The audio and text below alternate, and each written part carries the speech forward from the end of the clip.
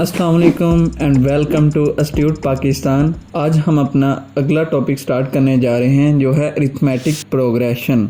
Arithmetic क्या है वो हमने पिछले टॉपिक में डिस्कस किया था, तो इसमें हम अरिथमेटिक प्रोग्रेशन पढ़ेंगे। अगर अभी तक आपने अरिथमेटिक वाला लेक्चर नहीं देखा तो ऊपर यहाँ पे क्लिक करें और पहले वो लेक्चर देख लें ताकि आपका अरिथमेटिक का टॉपिक क्लियर हो जाए। उसके बाद हम देखते हैं अरिथमेटिक प्रोग्रेशन। तो अभी तक अगर आपने हमारा चैनल सब्सक्राइब नहीं किया तो सब्सक्राइब करें और बेल आइकन को भी प्रेस करें ताकि आने वाले हर नोटिफिकेशन से आप बाखबर रहें। What is arithmetic progression? तो सबसे पहले हमें प्रोग्रेशन का पता होना चाहिए कि प्रोग्रेशन क्या है। A progression is a special type of sequence for which it is possible to obtain a formula for the nth term. ये सीक्वेंस की ऐसी किस्म है जिसमें हम एक फार्मूले के ज़रिए उसी सीक्वेंस के nth टर्म को भी मालूम कर सकते हैं, और वो nth टर्म स्टार्ट में से भी हो सकती है और लास्ट में से भी। तो मैथ में अरिथमेटिक 3 तरह की होती हैं, जो है एक अरिथमेटिक प्रोग्रेशन, दूसरी ज्योमेट्रिक प्रोग्रेशन और तीसरी हार्मोनिक प्रोग्रेशन। और आज हमारा जो टॉपिक है उसमें हम अरिथमेटिक प्रोग्रेशन ही पढ़ेंगे और बाकी हम किसी और लेक्चर में किसी और दिन डिस्कस करेंगे। What is arithmetic progression? Arithmetic progression वो सीक्वेंस है जो मैथ में सबसे ज़्यादा यूज़ होती है। तो हम अरिथमेटिक सीक्वेंस की या अरिथमेटिक प्रोग्रेशन भी उसे कहते हैं, उसकी डिफाइन देखते हैं। The sequence of number such that the difference between any two consecutive term is constant. ऐसी सीक्वेंस जिसमें किसी भी दो टर्म्स का जो डिफरेंस है वो कांस्टेंट हो, वो कॉमन हो, उसको हम अरिथमेटिक सीक्वेंस कहते हैं। तो इसके हम एग्जांपल देखते हैं। जैसे कि हमारे पास 3, 7, 11, 15, 19, 23 और 27 की एक सीक्वेंस है और इसका जो कॉमन डिफरेंस है वो है 4 का। हर टर्म्स को हमने एक नाम दिया है, जैसे A1, 7 को A2, 11 को A3 और 15 को A4। अगर हम इनमें से कोई भी दो टर्म्स देखें जैसे 3 और 7, तो इनका जो कॉमन डिफरेंस है वो 4 है। 7 और 11 का भी डिफरेंस 4 ही है। तो जो इनमें कॉमन डिफरेंस पाया जाता है उसे कॉमन डिफरेंस कहते हैं और उसे D से शो करते हैं, जैसा कि इस सीक्वेंस में 4 है।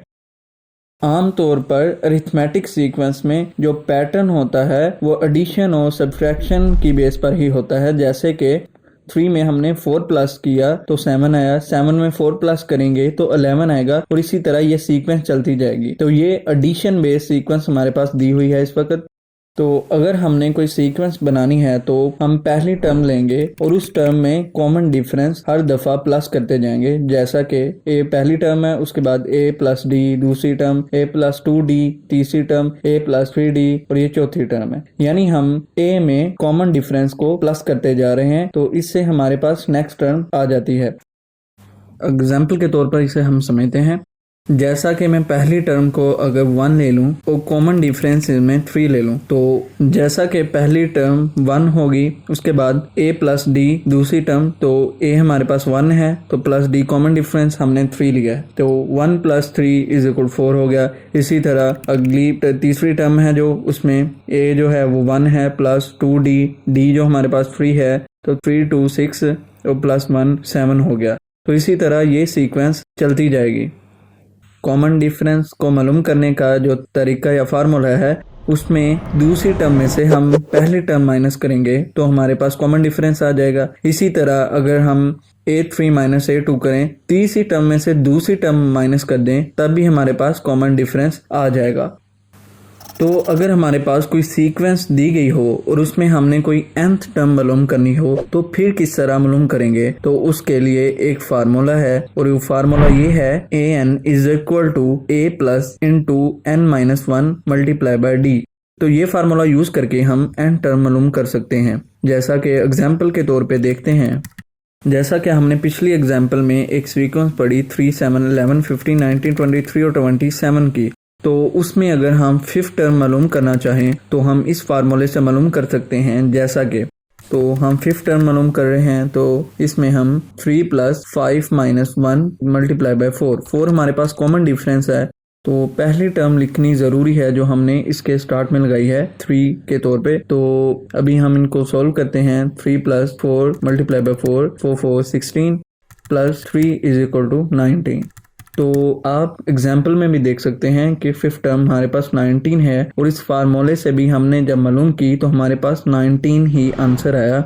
तो इस फार्मूले से हम कोई भी टर्म मालूम कर सकते हैं, कोई भी अननोन टर्म इस सीक्वेंस की। अगर हम इसकी 17 टर्म मालूम करना चाहते हैं तो वो भी कर सकते हैं, अगर उसकी 20 टर्म मालूम करना चाहते हैं तो वो भी मालूम कर सकते हैं। तो इसी तरह सीक्वेंस चलती जाएगी।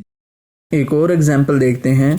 हम इसी सीक्वेंस की 8 टर्म मालूम करते हैं, तो 3 प्लस 8 माइनस 1 मल्टीप्लाई बाय 4। तो 8 minus 1 is equal to 7, 7 multiply by 4 कहेंगे तो 7 मल्टीप्लाई 4 28 प्लस 3, तो इसका आंसर है 31। तो हमारे पास जो इसी सीक्वेंस की 8 टर्म है वो 31 होगी। तो हम इस फार्मूले से किसी भी सीक्वेंस की कोई भी टर्म मालूम कर सकते हैं बहुत आसानी से। टर्म्स का पार्शियल सम मालूम करने के लिए हमारे पास दो फार्मूले होते हैं, एक फार्मूला ये और दूसरा ये वाला फार्मूला तब यूज होता है जब हमारे पास कॉमन डिफरेंस मालूम हो, और ये वाला फार्मूला तब यूज होता है जब हमारे पास कॉमन डिफरेंस ना हो, हमारे पास फर्स्ट टर्म्स और लास्ट टर्म मालूम हो। तो हम ये फार्मूला लगाकर किसी भी टर्म्स का पार्शियल सम मालूम कर सकते हैं। तो इसमें हम पार्शियल सम ऑफ सीक्वेंस करते हैं Sn is equal to a1 plus an over 2 multiply by n। तो इसमें हम किसी भी दो टर्म्स का पार्शियल सम लेते हैं या उसका एवरेज मालूम करते हैं। जैसा कि हम पहली टर्म ले लें और उसके साथ सातवीं टर्म्स ले लें और इन दोनों का पार्शियल सम हम देखते हैं। एग्जाम्पल के तौर पर हम सातवीं टर्म्स ले ले हैं इसमें, तो हम पहली और सातवीं टर्म्स का पार्शियल सम मालूम करेंगे। तो पहली टर्म हमारे पास 3 है और सातवीं टर्म हमारे पास 27 है। And 3 plus 27 is equal to 30 and 30 multiply by 7 is equal to 210। And when we divide 210 with 2 the answer will be 105। तो हमारे पास जो आंसर है वो सातवीं टर्म्स तक का जो एवरेज है वो 105 है। तो हम सिंपली तौर पे मालूम करते हैं कि इन 7 टर्म्स का जो पार्शियल सम है क्या वो ठीक आया है इस फार्मूले से या नहीं। तो 3 plus 7 plus 11 plus 15 plus 19 plus 23 plus 27, तो इसका पार्शियल सम है 105। तो हम इस फार्मूले से टर्म्स का पार्शियल सम या एवरेज ले सकते हैं। दो तरह की टर्म्स होती हैं, एक को हम सीक्वेंस कहते हैं और दूसरी को हम सीरीज कहते हैं। आमतौर पर बच्चे इनमें काफ़ी कंफ्यूज हो जाते हैं, वो सीक्वेंस और सीरीज को समझ नहीं पाते कि आखिर सीक्वेंस क्या है और सीरीज क्या है। तो आज हम इस टॉपिक में सीरीज और सीक्वेंस का डिफरेंस भी मालूम कर लेते हैं कि सीक्वेंस क्या है और सीरीज क्या है। तो sequence the list of numbers, जिसमें हम सिंपली नंबर्स की लिस्ट लेते हैं जिनका कोई ना कोई कॉमन डिफरेंस होता है। जैसे कि हमने अभी जो पीछे एग्जांपल ली थी उसी सीक्वेंस को लेते हैं 3, 7, 11, 15 और 19 को। तो ये सिंपल हम लिखेंगे तो ये एक सीक्वेंस होगी। तो फिर सीरीज क्या होगी? The sum of the numbers in a sequence is known as series. किसी सीक्वेंस के नंबर्स के सम को हम सीरीज कहते हैं। जैसे इसी सीक्वेंस को अगर हम 3 प्लस 7 प्लस 11 प्लस 15 प्लस 19 लिख दें तो ये एक सीरीज बन गई। सीक्वेंस सीरीज में यही फर्क है कि अगर हम टर्म्स को सिंपली लिखें तो वो सीक्वेंस में होते हैं और अगर हम उनको प्लस के साइन के साथ लिखें तो वो एक सीरीज बन जाते हैं। तो सीरीज और सीक्वेंस दो तरह की होती हैं, एक फाइनाइट और एक इनफाइनाइट। वो सीक्वेंस जिनके टर्म्स लिमिटेड हों, हमें मालूम हो कि ये टोटल टर्म्स कितनी हैं एक सीक्वेंस में, तो वो फाइनाइट सीक्वेंस कहलाती है। तो अगर किसी सीक्वेंस में हमें टोटल टर्म्स मालूम ना हो, हमें ये ना मालूम हो कि उसने कहाँ ख़त्म होना है, तो वो इनफिनाइट सीक्वेंस कहलाती है। जैसा कि एग्जाम्पल के तौर पर हम ये कुछ क्वेश्चन सोल्व करते हैं तो उससे आपके फाइनाइट इनफिनाइट सीक्वेंस भी क्लियर हो जाएगी। फाइनाइट सीक्वेंस में हम टोटल टर्म्स को सिंपली लिख देते हैं, लेकिन इनफिनाइट सीक्वेंस में हम टोटल टर्म्स नहीं लिखते और टोटल टर्म्स को सीक्वेंस में लास्ट में डॉटेड लाइंस के जरिए उसको पॉइंट आउट कर देते हैं। तो आज हम प्रैक्टिकली कुछ क्वेश्चन सोल्व करके देखते हैं कि जो हमने पढ़ा है उसमें से हमें कुछ समझ भी आया या नहीं अभी तक।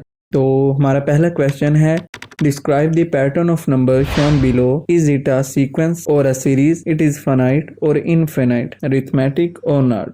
हमारे पास ये कुछ सीक्वेंस टर्म्स दी गई हैं जिनमें हम मालूम करते हैं कि इनमें से कौन सी फाइनाइट है, कौन सी इनफिनाइट है, कौन सी सीरीज है, कौन सी सीक्वेंस है और ये अरिथमेटिक हैं भी या नहीं। तो हम पहली टर्म्स को देखते हैं। पहली टर्म हमारे पास है 4, 7, 10, 13, 16 और 19 की। तो क्या ये सीक्वेंस है या ये सीरीज है? तो हमने अभी पढ़ा था कि अगर टर्म्स में प्लस का साइन यूज हो तो वो सीरीज कहलाता है और अगर ना हो तो उसको हम सीक्वेंस कहते हैं। तो ये टर्म सीक्वेंस है। तो ये फाइनाइट है या इनफाइनाइट? तो ये फाइनाइट है क्योंकि ये लिमिटेड है, अनलिमिटेड नहीं है, ना ही इसे डॉटेड लाइन से वाज़ा किया गया है। तो ये एक अरिथमेटिक फाइनाइट सीक्वेंस है। तो अगली देखते हैं 5 + 9 + 13 + 17 + 21 + डॉट डॉट डॉट। तो ये हमारे पास एक सीरीज है क्योंकि इसमें प्लस का साइन यूज हुआ है और ये इनफिनाइट है क्योंकि इसके लास्ट पे डॉटेड लाइन से इसे शो किया गया, ये अनलिमिटेड है। तो इसे हम इनफिनाइट अरिथमेटिक सीरीज कहेंगे। और ये सीक्वेंस सिर्फ पॉजिटिव ही नहीं होती बल्कि ये नेगेटिव भी होती हैं, जैसा कि 50, 46, 42, 38, 34, 30 एंड डॉट डॉट। तो इसमें जो इसका कॉमन डिफरेंस है वो नेगेटिवली लिया गया है, ना कि पॉजिटिवली। 50 में से अगर 4 माइनस करें तो 46 आता है, इसी तरह 46 में से 4 माइनस करें तो 42 आता है। तो ये इस सीरीज में जो कॉमन डिफरेंस है वो नेगेटिव लिया गया है, लेकिन ये एक इनफिनाइट अरिथमेटिक सीक्वेंस है। तो हम अगला क्वेश्चन देखते हैं। Right the first 2 terms of the sequence defined by the formula an = 3n - 7। इसमें हम फार्मूले के जरिए इसकी पहली 2 टर्म्स मालूम करते हैं। तो पहली टर्म 3 × 1 - 7, तो इसका आंसर हमारे पास -4 आता है। इसी तरह a2 = 3 × 2 - 7। तो इसको सोल्व करने से 3 को 2 से मल्टीप्लाई करेंगे तो 6, 6 - 1 7 होगा, तो -1 आएगा। तो हमारे पास इसकी जो पहली 2 टर्म्स हैं वो है -4 और -1 और इसका कॉमन डिफरेंस है 3। तो ये फार्मूला यूज करने से हमने इसके टर्म्स मालूम कर लें। तो इसी तरह मैं आपको तीसरा क्वेश्चन दे रहा हूं जो कि आपने खुद सोल्व करके देखना है कि आपको समझ आई है इस टॉपिक की या नहीं। इस क्वेश्चन की आपने 3 टर्म्स मालूम करनी है और उसका आंसर आपने कमेंट्स में मेंशन करना है। तो आज के लिए इतना ही, मिलते हैं अगली वीडियो में जिसमें हम नंबर्स को डिटेल में देखेंगे और उनको डिस्कस करेंगे। तो अगर अभी तक आपने हमारा चैनल सब्सक्राइब नहीं किया तो सब्सक्राइब करें और अपने दोस्तों के साथ शेयर करें। Thank you.